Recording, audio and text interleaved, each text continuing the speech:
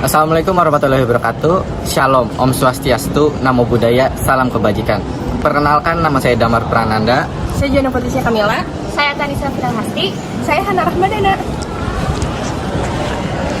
Halo, kami dari kelompok 5.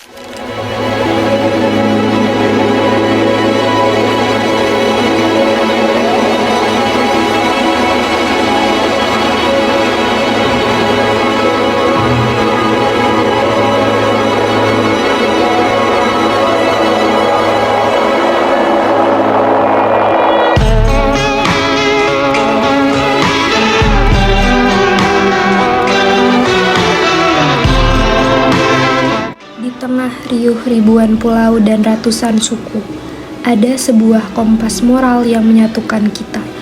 5 sila yang bukan sekadar kata, melainkan denyut jantung bangsa. Inilah perjalanan Pancasila, dari api perjuangan kemerdekaan melalui badai politik, hingga tantangan zaman digital.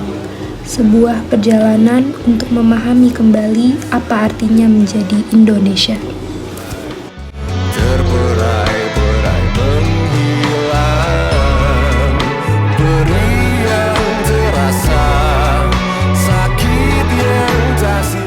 Semua berawal dari sebuah mimpi bangsa yang merdeka dan bersatu. Di tengah panasnya perdebatan, para pendiri bangsa dari berbagai latar belakang duduk bersama. Mereka tidak mencari persamaan, tapi merajut persatuan dari perbedaan. Lahirlah Pancasila sebagai janji suci untuk hidup bersama dalam ketuhanan, kemanusiaan, persatuan, demokrasi, dan keadilan. Terbuang dalam waktu yang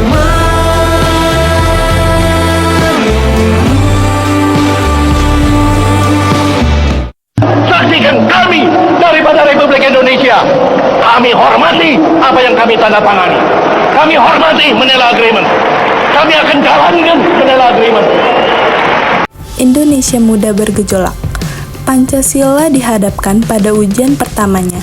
Di bawah kepemimpinan karismatik Presiden Soekarno, Pancasila ditafsirkan sebagai alat pemersatu revolusi.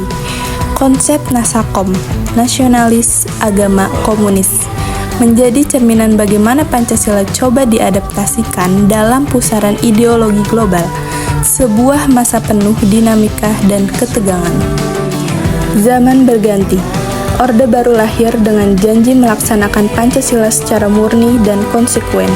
Pancasila menjadi asas tunggal ditanamkan melalui program pedoman penghayatan dan pengamalan Pancasila atau P4.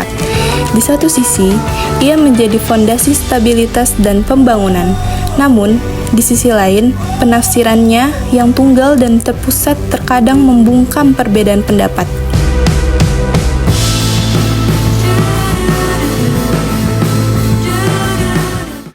Dinding kekuasaan runtuh, dan lahirlah reformasi. Suara rakyat yang lama terpendam akhirnya menggema.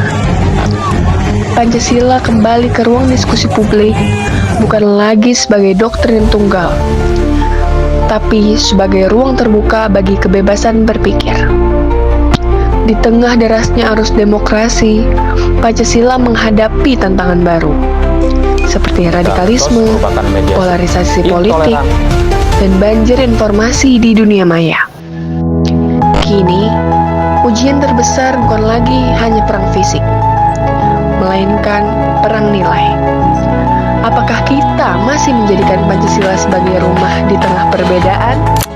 Perjalanan ini belum berakhir. Masa depan Pancasila ada di tangan kita, generasi hari ini. Pancasila bukan hanya untuk dihafal, tetapi untuk dihidupi. Dalam setiap tindakan toleransi, dalam setiap karya kolaborasi, dan dalam setiap upaya menjaga keadilan. Kita senantiasa menjadikan Pancasila sebagai kata kerja, bukan hanya sebagai kata benda. Karena inilah tugas kita sebagai generasi penerus. Dari masa ke masa, tafsirnya mungkin berubah, tetapi nilainya tetap sama. Pancasila adalah warisan, kenyataan, dan tujuan. Pancasila adalah kita, bangsa Indonesia.